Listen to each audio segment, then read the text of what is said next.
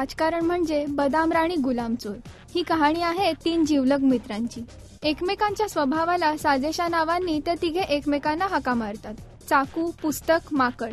चाकू हा नावाप्रमाणे आक्रमक वृत्तीचा, तर पुस्तक हा स्वतःच्या नावाला शोभेल असे वागतो आणि बोलतो, आणि माकड हा एखादा प्रॉब्लेम सोडवण्यासाठी जातो आणि त्याही पेक्षा मोठा प्रॉब्लेम निर्माण करतो। असे हे 3 मित्र। चाकू एक दिवस त्याची मैत्रीण पेन्सिलच्या प्रेमात पडतो व ही बातमी सांगायला व तिला भेटायला नेतो त्याच्या मित्रांकडे। पण प्रथम भेटीतच पुस्तक त्या मैत्रिणीच्या प्रेमात पडतो। तिचं नाव पेन्सिल बरं का। ती भूतकाळातील कुठल्याही विधानांची जबाबदारी घेत नाही, म्हणून ती पेन्सिल। आपलं प्रेम मिळवण्यासाठी केलेलं राजकारण बदाम राणी गुलामचोर। तर दुसऱ्या बाजूला राजकारणी आपल्या प्रेमाच्या खुर्चीसाठी चुरस चालू ठेवतात। कुणाच्या प्रेमाचा विजय होतो ह्याची उत्तरे मिळतील ती 20 जुलैला।